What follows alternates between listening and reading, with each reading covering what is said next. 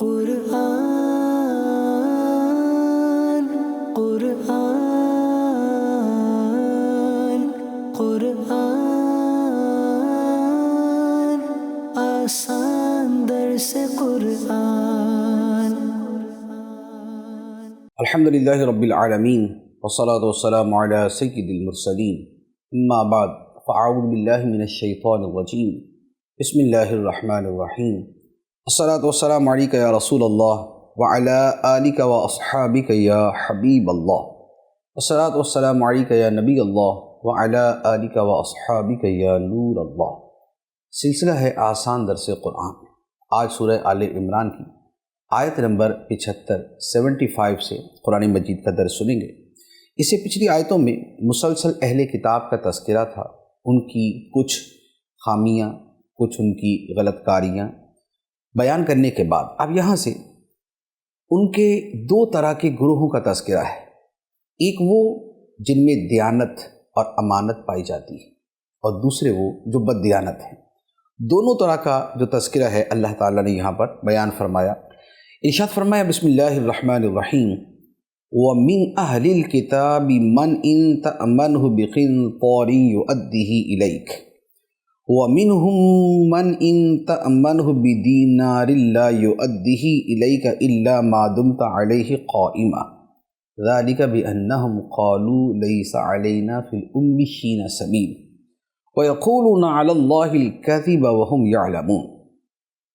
اور اہل کتاب میں کوئی تو وہ ہے کہ اگر تم اس کے پاس ایک ڈھیر بھی امانت رکھ دو تو وہ تمہیں پورا ادا کر دے گا، اور انہی میں سے کوئی وہ ہے کہ اگر تم اس کے پاس ایک دینار بھی امانت رکھو تو جب تک تم اس کے سر پر کھڑے نہیں رہو گے وہ تمہیں ادا نہیں کرے گا۔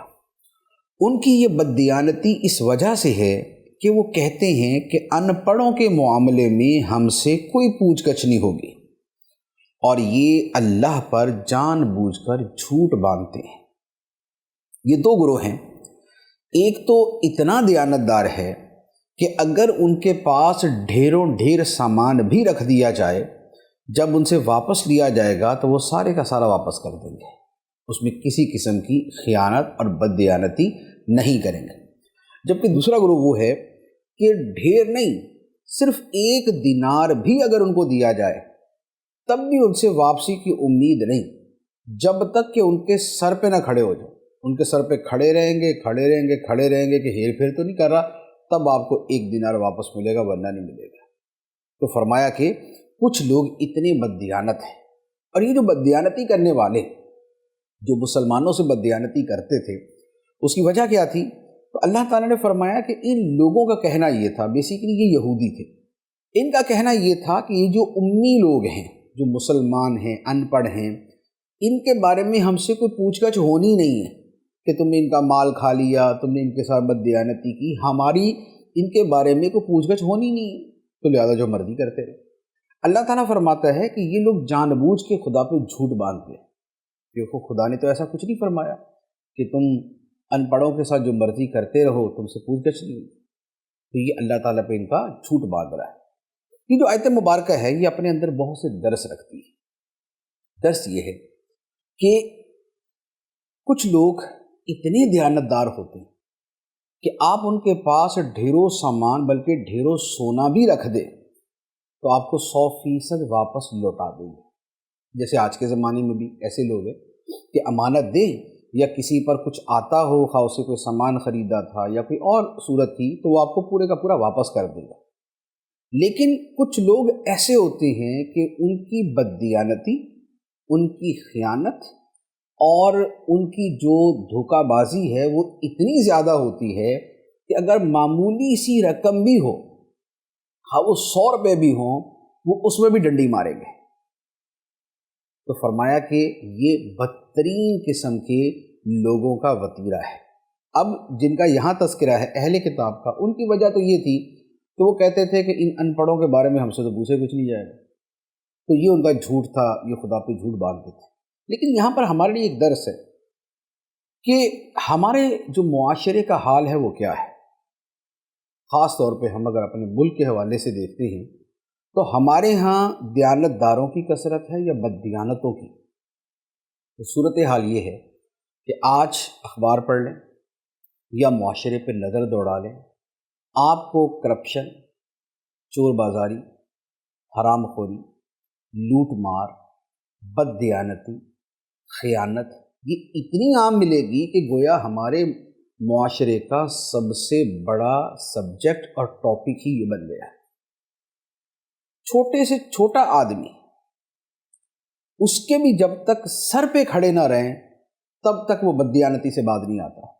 اس کی زندہ مثال آپ لے لیں کہ آپ سبزی خریدنے یا پھل خریدنے جائیں، ایک چھوٹا سا ٹھیلا لگا کے جو آدمی کھڑا ہے اور جو سبزی یا پھل بیچ رہا ہے، آپ نے ایک نگاہ تھوڑی سی ہٹائی، وہ سڑی ہوئی سبزی ڈال دے گا، وہ گلے ہوئے پھل ڈال دے گا۔ یہ وہ چیز ہے جو میرے خیال میں شاید ہم میں سے ہر بندے کو زندگی میں ایک مرتبہ نہیں، بیسیوں مرتبہ یا سینکڑوں مرتبہ پیش آتی ہوگی، اور ہمیں پتہ ہوتا ہے کہ جس سے ہم خرید رہے ہیں جب تک اس کو گھورتے ہی نہیں رہیں گے نا تب تک یہ ہمیں ڈھنگ سے سامان دے دے، یہ ہو نہیں سکتا۔ اور یہی معاملہ اس سے بڑے لیول کا بھی ہے۔ تو اب وہ سبزی فروش ہے یا وہ کوئی اور کچھ بیچنے والا ہے، کپڑے والا جو ہے وہ اپنی لائٹیں مار کے اس کا کلر کچھ اور کر دے گا، گوشت والا جو ہے وہ گوشت کے اندر پانی بھر کے بیچ دے گا، یا وہ گوشت کے اندر جناب ہڈیاں زیادہ ڈال دے گا۔ یعنی کہ بددیانتی اور خیانت جو یہاں پر بیان کی کہ اہل کتاب کے جو بدترین لوگ تھے یہ بددیانتی ان کے اندر تھی، اور افسوس کی بات یہ ہے کہ آج اس سے بڑھ کر، اتنی نہیں، اس سے بڑھ کر بددیانتی ہمارے گلی محلوں میں پائی جاتی۔ مسلمان کہلانے والے کہ جن کے نبی کا لقب صادق و امین تھا، اور اس وقت صادق و امین تھا جب ابھی انہوں نے نبوت کا دعویٰ بھی نہیں کیا تھا، تب بھی ان کو ان کے دشمن صادق اور امین کہتے تھے کہ یہ سچے ہیں، امانت دار ہیں۔ اس نبی کے امتی جو ہیں وہ پیروی کس کی کر رہے ہیں؟ ان بددیانت لوگوں کی کہ جن کی مذمت قرآن میں اللہ تعالیٰ نے بیان فرمائی۔ تو لہٰذا یہ بددیانتی، یہ خیانت، یہ جو جہنم کے انگارے حرام خوری کی صورت میں یہ لوگ جمع کر رہے ہیں، خواہ وہ بڑے لیول کا بینکار ہے یا وہ بہت بڑا سیاست دان ہے یا وہ اس سے نیچے کی سطح کا کوئی آدمی ہے یا وہ کسی سرکاری محکمے میں کوئی افسر ہے، تو یہ جو جہنم کے انگارے اس بددیانتی کی صورت میں جمع کیے جاتے ہیں، اس پر تھوڑی سی مہربانی کریں، کچھ اپنی جان پہ رحم کرے، کچھ اپنی آخرت کی فکر کرے، اور کچھ اس قوم اور اس وطن اور اس ملک کے اوپر بھی رحم کریں۔ اتنی بددیانتی کسی صورت نہیں ہونی چاہیے، اتنی کیا کچھ بھی نہیں ہونی چاہیے، لیکن یہاں تو تباہی جو ہے وہ بالکل مچا کے رکھ دی گئی۔ اب یہ جو ان لوگوں کا کہنا تھا کبھی ہم سے تو پوچھ گچھ ہونی نہیں ہے ان ان پڑھوں کے بارے میں، یہ کیا ہے؟ یہ وہ باطل تصورات ہیں کہ جو لوگ غلط کاری کر کے اپنی بخشش کے کچھ ایسے جو ہے وہ اسباب اپنے دماغ میں لے کے بیٹھے ہوتے ہیں کہ جن کا حقیقت سے تعلق نہیں۔ ان لوگوں نے، اہل کتاب نے تو یہ کہا جی ہمیں تو خدا نے فرمایا کہ تم سے پوچھ گچھ کوئی نہیں ہونی ان لوگوں کے بارے میں۔ ہمارے زمانے میں کیا ہے؟ ہمارے زمانے میں یہ سمجھا ہوا ہے، یعنی کچھ لوگوں نے، سب نے نہیں، کچھ لوگوں نے، کہ بھائی سال میں جو حرام خوری کرنی ہے، جو گناہ کرنے ہیں کر لیں، بعد میں سال کے بعد جا کے حج کر لیں گے، سارے گناہ معاف، یا جو ہے وہ رمضان کا مہینہ مدینے میں گزاریں گے، عبادت کریں گے، توبہ طائب ہو کے واپس آ جائیں گے، یا جو ہے وہ سال کے اندر چند ایک راتیں جو جاگنے کی ہیں وہ جاگ لیں گے، عبادت کریں گے، سارے حقوق اللہ، حقوق العباد سب معاف ہو جائیں گے۔ یا یہ ہے کہ حرام کے پیسوں سے کوئی مسجد بنا دیں گے یا کوئی ایسا نیکی کا کام کر دیں گے، کوئی غریبوں کی مدد کر دیں گے، کوئی ہسپتال بنا دیں گے، کوئی ڈسپینسری بنا دیں گے، تو ہماری بخشش پکی۔ یا اور نہیں تو کم از کم پھر اور بہت سے جو ہے نا وہ کیا نام ہے، کسی پیر کو نذرانہ دے دیا تو یہ سمجھا کہ جناب اس نذرانے کے ذریعے بخشش۔ تو یہ جو باطل تصورات ہوتے ہیں ان میں کسی کسی کام میں جہاں پر حلال خرچ کیا وہاں پر امید رحمت کی صورت ہے، لیکن اسے اندھیر نگری کا ذریعہ بنا لینا یہ تو دنیا کا کوئی معقول آدمی کہہ نہیں سکتا۔ علم دین سے ادنا سا مس رکھنے والا آدمی بھی ایسی بات نہیں کہہ سکتا۔ اللہ تعالیٰ نے نجات کا قانون کیا بیان فرمایا؟ فرمایا بلا من اوفا بعہدہ واتقی فإن اللہ یحب المتقین۔ کیوں نہیں؟ جو اپنا وعدہ پورا کرے اور پرہیزگاری اختیار کرے تو بے شک اللہ پرہیزگاروں سے محبت فرماتا ہے۔ فرمایا خدا کا قانون یہ ہے کہ جو اپنا وعدہ پورا کرے اور پرہیزگاری اختیار کرے تو یہ خدا کے پسندیدہ ہے، ان کے لیے خدا کی بخشش۔ تو لہٰذا اور دیگر ذرائع کو اپنی غلط کاریوں کا ذریعہ نہ بنایا جائے، ان پہ امید رکھی جائے۔ ایک آدمی اگر حلال پیسے سے حج کرتا ہے وہ رب کی رحمت سے امید رکھے کہ اللہ تعالیٰ اس کے گناہ بخش دے گا۔ اسی طرح جو ہے وہ اور جو دیگر نیک کام کرتا ہے تو اللہ تعالیٰ کسی بھی نیک کام کے صدقے بخش دے، یہ اس کا فضل، اس کا کرم اور اس کی مہربانی ہو سکتی ہے، لیکن اس میں وعدہ نہیں ہے کہ ایسا ہی ہوگا۔ تو لہذا اعتدال اور بیلنس کے ساتھ چلنا چاہیے۔ اس کے بعد ارشاد فرمایا ان الذین یشترون بعہد اللہ وایمانہم ثمنا قلیلا اولئک لا خلاق لهم فی الآخرۃ ولا یکلمہم اللہ ولا ينظر الیہم یوم القیامۃ ولا یزکیہم ولہم عذاب علیم۔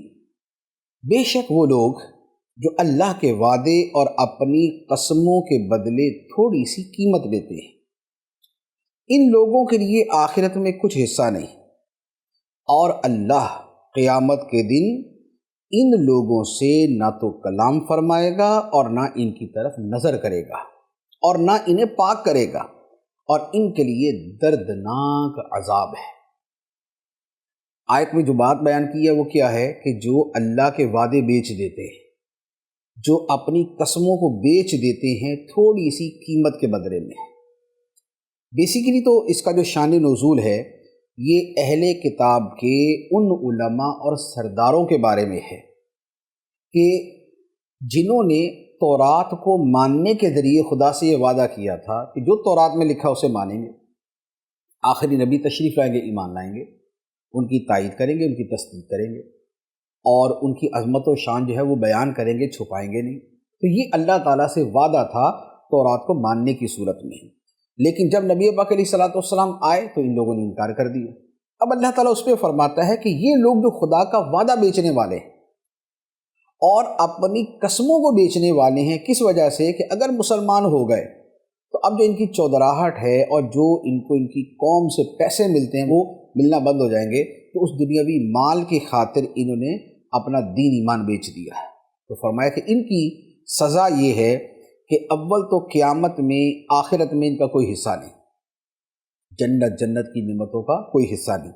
دوسرا، اللہ تعالیٰ ان سے کلام نہیں فرمائے گا، اپنے کلام سے ان کو محروم رکھے گا۔ اور تیسری بات، اللہ تعالیٰ ان کی طرف نظر رحمت نہیں فرمائے گا۔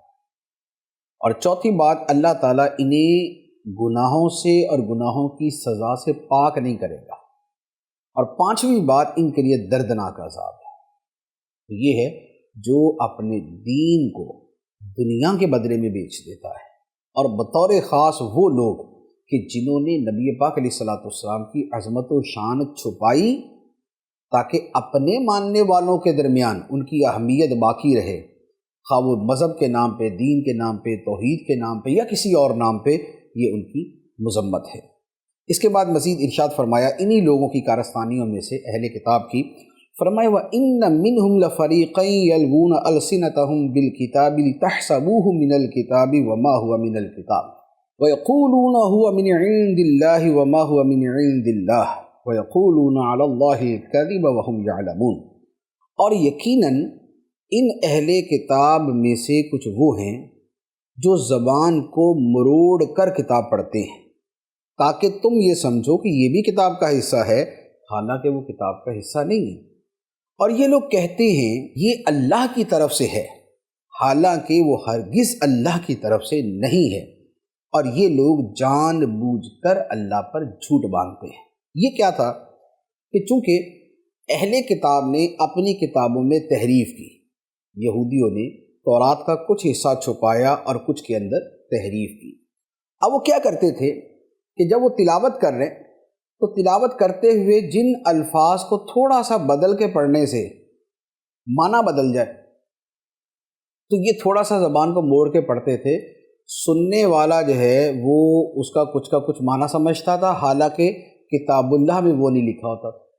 اور سننے والا یہ سمجھ رہا کہ تورات میں یہ لکھا ہوا. ایک بات. دوسری بات یہ کہ یہ بیان کرتے ہوئے جب یہ تورات پڑھتے تو اس میں اپنی شرح اور اپنی تفسیر شامل کر دیتے، اور وہ تفسیر یوں شامل کرتے کہ سننے والا یہ سمجھتا کہ یہ بھی اللہ کی کتاب کا حصہ ہے. کیونکہ ایک بندہ کتاب پڑھ رہا ہے اور کتاب پڑھتے پڑھتے اپنے درمیان میں لفظ بھی بول کے نکل جائے تو سننے والے کو تو پتہ نہیں چلے گا کہ اس نے درمیان میں اپنے الفاظ ایڈ کیے یا نہیں. تو یہودی یہ کرتے تھے کہ تورات پڑھتے ہوئے جو اس کی شرح اور جو شرح میں تبدیلی کرنی ہوتی تھی اس کو بھی اسی روانی سے پڑھ دیتے تھے.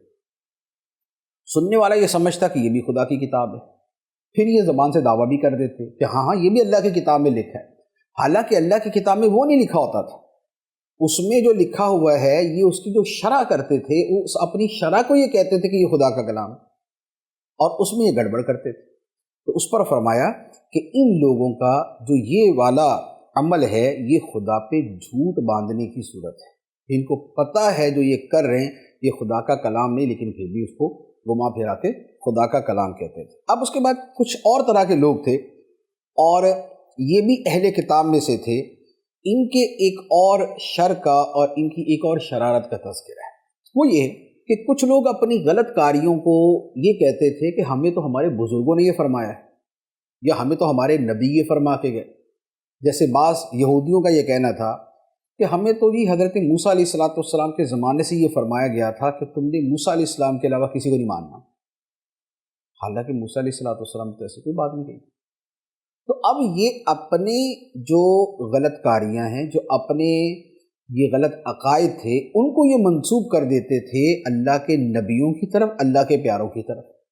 تو اللہ تعالیٰ نے یہاں پر اس کا رد فرمایا. ارشاد فرمایا ما کان لبشر ان یؤتیہ اللہ الکتاب والحکم والنبوۃ ثم یقول للناس کونوا عبادا لی من دون اللہ ولكن كونوا ربانيين بما كنتم تعلمون الكتاب وبما كنتم تدرسون ولا يأمركم أن تتخذوا الملائكة والنبيين أربابا أيأمركم بالكفر بعد إذ أنتم مسلمون. فرمایا کسی آدمی کو یہ حق حاصل نہیں کہ اللہ اسے کتاب و حکمت اور نبوت عطا کرے، پھر وہ لوگوں سے کہے کہ اللہ کو چھوڑ کر میری عبادت کرنے والے بن جاؤ. بلکہ وہ یعنی جو اللہ کا نبی، اللہ کا پیارا ہوگا، بلکہ وہ تو یہ کہے گا کہ اللہ والے ہو جاؤ، کیونکہ تم کتاب کی تعلیم دیتے ہو اور اس لیے کہ تم خود بھی اسے پڑھتے ہو. اور نہ وہ اللہ کا نبی، اللہ کا خاص بندہ تمہیں یہ حکم دے گا کہ فرشتوں اور نبیوں کو رب بنا لو. ایسا حکم نہیں دے گا. کیا وہ تمہیں تمہارے مسلمان ہونے کے بعد کفر کا حکم دے گا؟ یہ ہے آیت مبارکہ. اچھا، اب اس کے پیچھے کیا ہے کہ جیسے عیسائیوں نے حضرت عیسیٰ علیہ السلام کو خدا کا بیٹا مانا اور کہا یہ کہ یہ تو ہمیں حضرت عیسیٰ علیہ السلام ہی کہہ کر گئے تھے جو خدا کا بیٹا مانا. یہودیوں نے کہا کہ ہم تورات کے علاوہ کسی کتاب کو نہیں مانیں گے. کیوں نہیں مانیں گے؟ ہمیں تو حضرت موسیٰ علیہ السلام کہہ کر گئے تھے. تو اللہ تعالیٰ فرماتا ہے کہ جب خدا کسی ہستی کو، کسی انسان کو کتاب اور حکمت اور نبوت عطا فرماتا ہے تو اس کے لیے یہ ممکن ہی نہیں ہے کہ وہ یہ کہے کہ خدا کو چھوڑ کے میری عبادت شروع کر دو. جیسے عیسائی حضرت عیسیٰ علیہ السلام کو خدا اور خدا کا بیٹا کہتے ہیں. تو اللہ تعالیٰ فرماتا ہے کہ نبی کے لیے یہ ممکن ہی نہیں ہے کہ وہ یہ کہے کہ خدا کو چھوڑ دو میری عبادت کرو. نبی کیا فرمائے گا؟ فرمائے نبی تو یہ فرمائے گا کہ اے لوگو تم اللہ والے ہو جاؤ، تم رب والے ہو جاؤ، تم خدا کے سچے بندے بن جاؤ. اور وہ کیوں کہے گا؟ وہ اس لیے فرمائے گا کہ اے لوگو تم اللہ کی کتاب پڑھتے ہو، تم خدا کی کتاب کا درس دیتے ہو، تو خدا کی کتاب میں جو لکھا ہے اس کے مطابق بندگی صرف خدا کی ہے، تو لہذا خدا والے بنو، رب والے بنو، اللہ والے بنو. ساتھ ہی یہ فرمایا اور یہ بھی نہیں ہو سکتا کہ اللہ کا نبی کبھی کسی کو یہ حکم دے دے کہ فرشتوں اور نبیوں کو تم رب بنا لو، فرشتوں اور نبیوں کو تم رب بنا لو. اللہ کا نبی ایسا کبھی نہیں کہہ سکتا. کیا تمہارے مسلمان ہونے کے بعد، اے لوگوں کیا تمہارے مسلمان ہونے کے بعد اللہ کا نبی تمہیں اس طرح کے کفر کا حکم دے گا کہ فرشتوں کو خدا بنا لو یا تم نبیوں کو خدا بنا لو؟ تو اللہ تعالیٰ کے نبی تو معصوم ہے، وہ تو گناہ بھی نہیں کرتے، کفر کا حکم دے رہا تو بہت دور کی بات۔ تو اب یہ جو آیت مبارکہ ہے، اس کا ایک تو پس منظر میں نے وہی عرض کیا کہ نبیوں کی طرف غلط باتیں منسوب کرنے والے اہل کتاب کے رد میں یہ آیت مبارکہ ہوتی ہے۔ اچھا، لیکن یہ جو برائی ہے، یہ برائی آج بھی چلتی آ رہی، وہ کیسے؟ نبی پاک صلی اللہ علیہ وآلہ وسلم پہ نبوت کا سلسلہ تو ختم ہو گیا، اب آخری نبی، لہذا آپ کے بعد کے نبی کے حوالے سے بات نہیں، بلکہ یہ ہے کہ بہت سے لوگ بعض اوقات باطل باتوں کی دلیل کے طور پہ حدیث گھڑ کے بیان کر دیتے ہیں کہ نبی پاک علیہ الصلوۃ والسلام نے فرمایا، حالانکہ ایسی حدیث نہیں ہوتی۔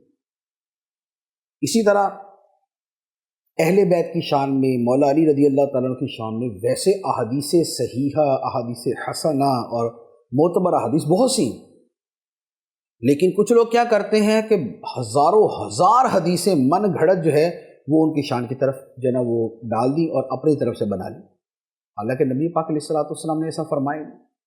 بہت سے لوگ جو ہے وہ اپنے غلط عقائد جو ہیں وہ ان کو بزرگوں کی طرف منسوب کر دیتے ہیں یا نبی پاک علیہ الصلوۃ والسلام کی طرف منسوب کر دیتے ہیں، حالانکہ دین اسلام بڑا واضح ہے، جو قرآن میں لکھا ہے، جو حدیثوں میں آیا اور جس کی تشریح جو ہے وہ علماء، فقہا اور صوفیہ نے کی ہے۔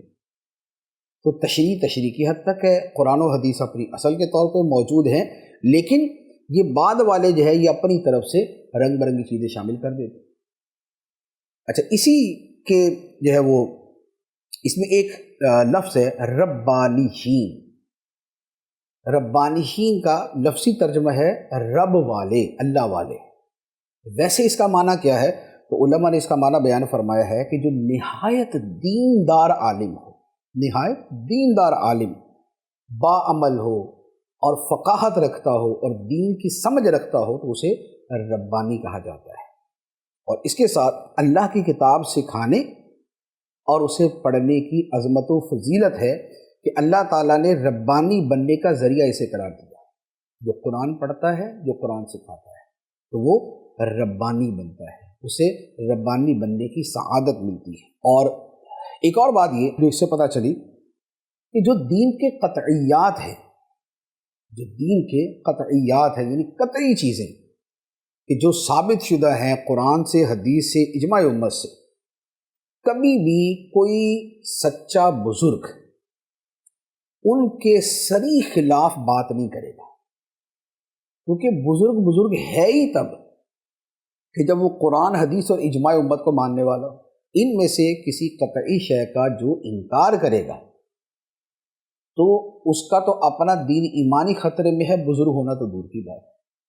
تو جو معیار ہے، جو سٹینڈرڈ ہے، وہ کیا ہے؟ وہ ہے قرآن، حدیث اور امت مسلمہ کا اجماع، امت کا اجماع۔ لہذا کبھی کسی بزرگ کی طرف کوئی بات منسوب ہو تو اس کی علماء سے تحقیق و تصدیق کروائی جائے کہ وہ کیا فرماتے، اس کی تصدیق کرتے یا نہیں کرتے۔ لہذا بڑے سے بڑا آدمی بھی اگر اس کی کوئی بات ایسی ہو کہ لگے کہ قرآن حدیث سے ٹکرا رہی ہے تو اس کی تصدیق کروانی چاہیے۔ اسی لیے ہمارے علماء نے صوفیہ کرام کی بہت سی باتوں کے بارے میں فرمایا شطحیات میں سے ہی، یعنی کہ ہم ان کو یوں نہیں تسلیم کرتے جو اس کا ظاہری معنی ہے، اس کا معنی کوئی ان کی نظر میں ہوگا یا حالت سکر کے اندر انہوں نے کلام کیا ہے۔ تو کوئی بھی مسلمہ دینی بات جو ہے اس کے خلاف کسی کی بات مستند نہیں۔ تو ایسا کوئی پیر، فقیر، صوفی کہلانے والا جو یہ کہے کہ نماز فرض نہیں یا میں نے اپنے مریدوں پہ نماز معاف کر دی، تو یہ ویسے ہی دائرہ اسلام سے خارج ہے، یہ ویسے ہی دائرہ اسلام سے خارج ہے۔ تو اس طرح کی قطعی بات کا انکار کسی صورت نہیں ہو سکتا۔ اس کے بعد ارشاد فرمایا وَإِذْ أَخَذَ اللَّهُ مِيثَاقَ النَّبِيِّينَ لَمَا آتَيْتُكُم مِّن كِتَابٍ وَحِكْمَةٍ ثُمَّ جَاءَكُمْ رَسُولٌ مُّصَدِّقٌ لِّمَا مَعَكُمْ لَتُؤْمِنُنَّ بِهِ وَلَتَنصُرُنَّهُ قَالَ أَأَقْرَرْتُمْ وَأَخَذْتُمْ عَلَىٰ ذَٰلِكُمْ إِصْرِي قَالُوا أَقْرَرْنَا قَالَ فَاشْهَدُوا وَأَنَا مَعَكُم مِّنَ الشَّاهِدِينَ فَمَن تَوَلَّىٰ بَعْدَ ذَٰلِكَ فَأُولَٰئِكَ هُمُ الْفَاسِقُونَ۔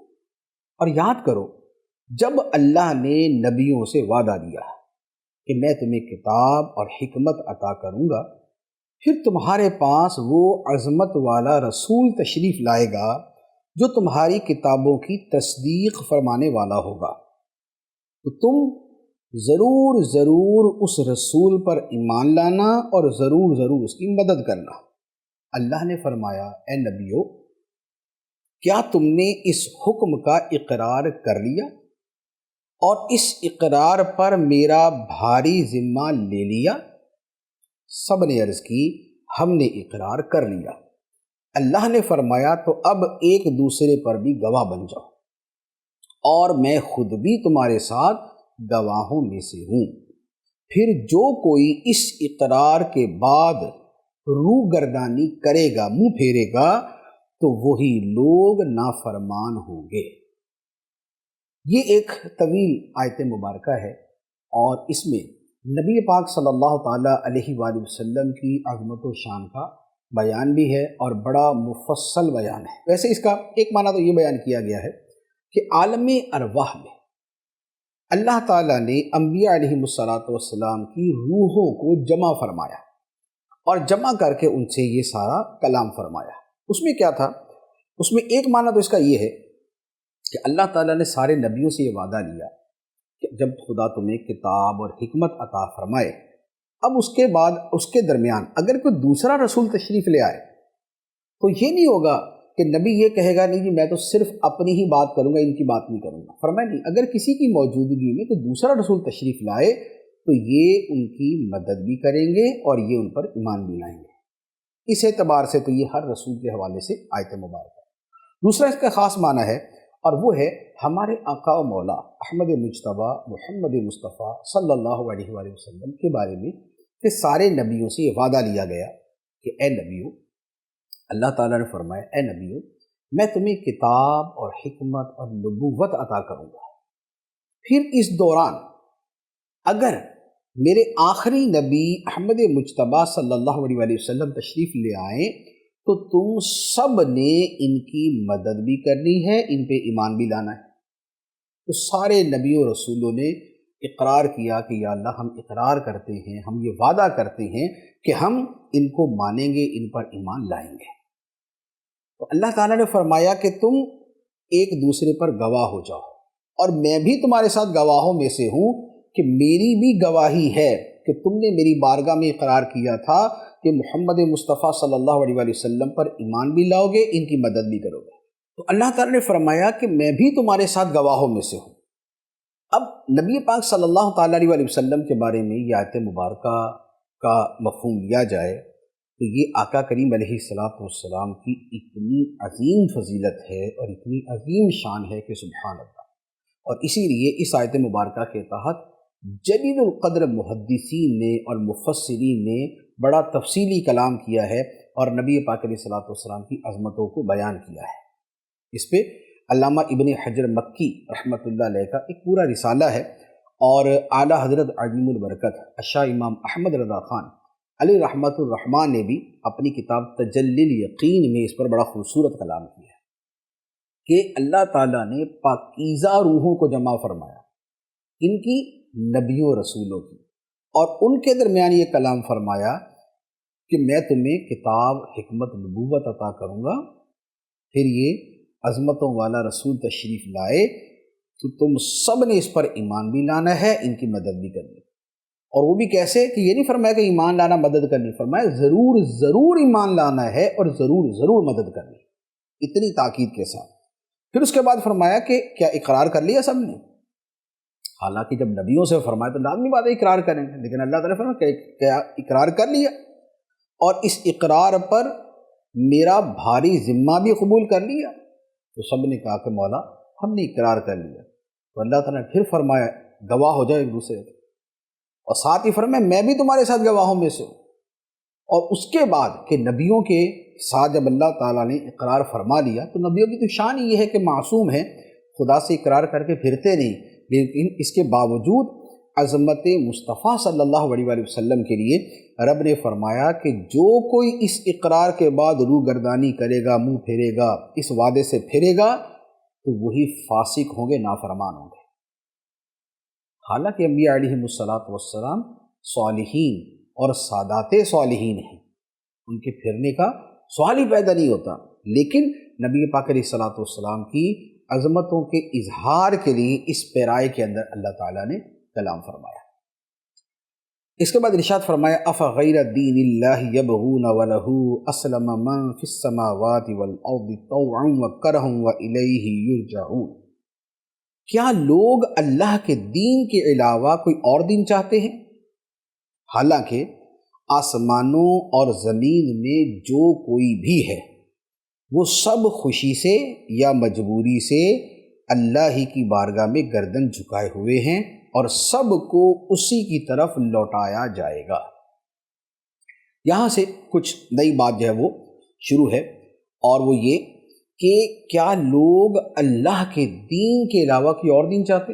خدا کا دین ہے دین اسلام، اس دین کے علاوہ کوئی اور دین اللہ کی بارگاہ میں قبول نہیں، اور خدا کی بندگی اور اس کی بات ماننا یہ سب پر لازم ہے۔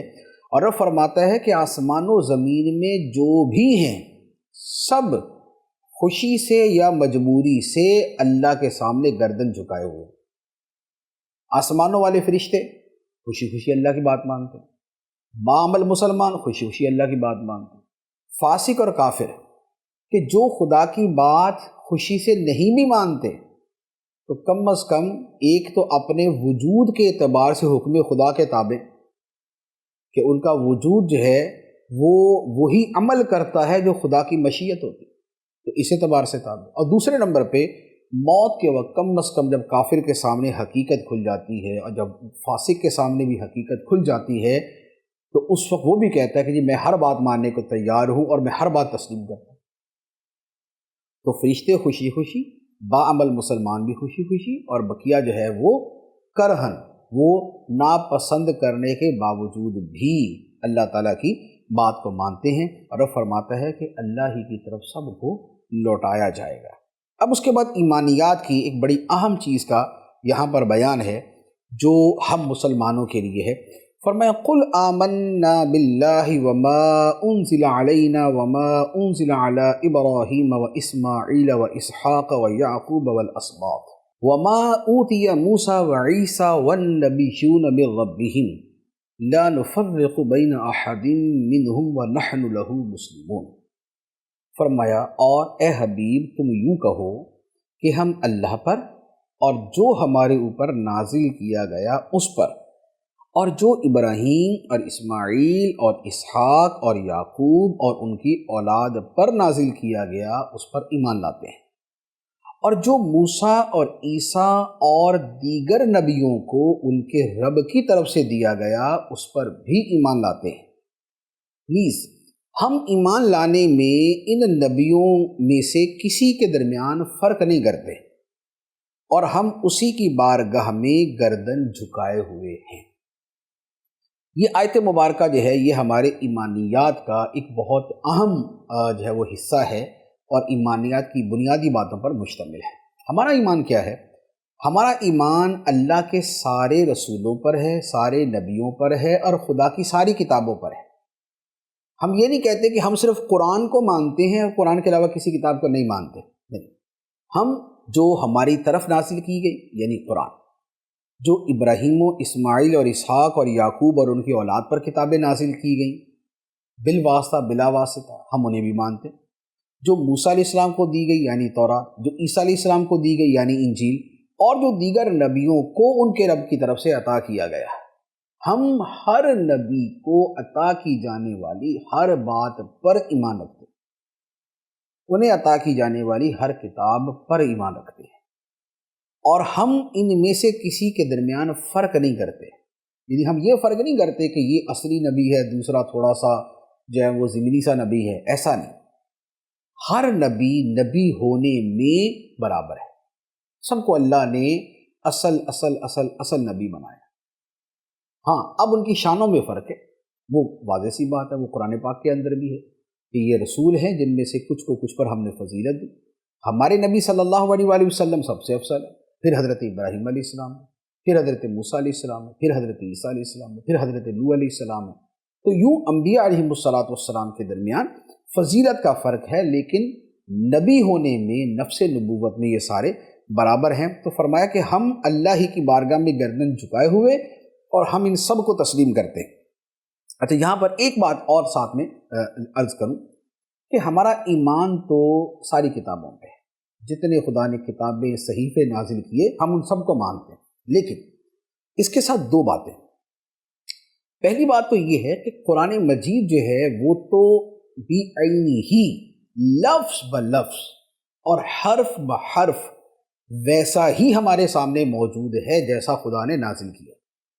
اس کے کسی لفظ میں، اس کے کسی حرف میں کوئی تبدیلی نہیں ہوئی، جیسا خدا نے نازل کیا ویسا ہمارے پاس موجود ہے۔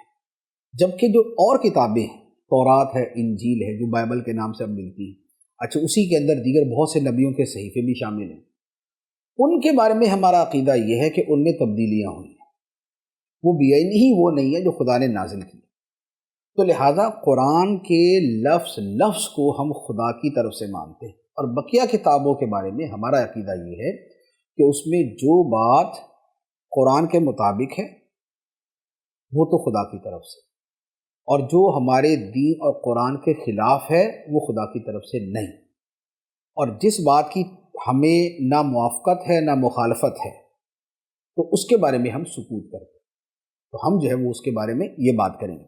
تو ایک بات تو یہ، دوسری بات یہ ہے کہ ہم پچھلی کتابوں کو مانتے بھی ہیں، اور ان کی وہ باتیں کہ جن کا واقعی ثبوت بھی ہو کہ یہ اللہ تعالیٰ ہی کا کلام ہے، اس ثبوت کے باوجود جو ہمارا عمل ہوگا وہ ہماری اپنی شریعت پر ہوگا، جو ہمارے نبی صلی اللہ تعالیٰ علیہ وسلم شریعت لے کر آئے اور جو قرآن میں بیان کی گئی اور جو نبی پاک علیہ الصلوۃ والسلام کی احادیث میں ہے، ہمارا عمل اس پہ ہے۔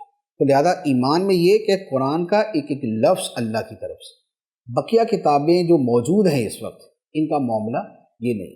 دوسری بات، جو ہمارا عمل ہوگا وہ صرف ہمارے قرآن اور حدیث پر ہوگا، پچھلی کتابوں پر ہمارا عمل نہیں ہوگا، سوائے اس کے کہ بغیر رد کے ہماری شریعت میں آئے تو ہم اس کے اوپر عمل کریں۔ اس کے بعد ارشاد فرمایا وَمَن يَبْتَغِ غَيْرَ الْإِسْلَامِ دِينًا فَلَن يُقْبَلَ مِنْهُ وَهُوَ فِي الْآخِرَةِ مِنَ الْخَاسِرِينَ، اور جو کوئی اسلام کے علاوہ کوئی اور دین چاہے گا تو وہ اس سے ہرگز قبول نہیں کیا جائے گا، اور وہ آخرت میں نقصان اٹھانے والوں میں سے ہوگا۔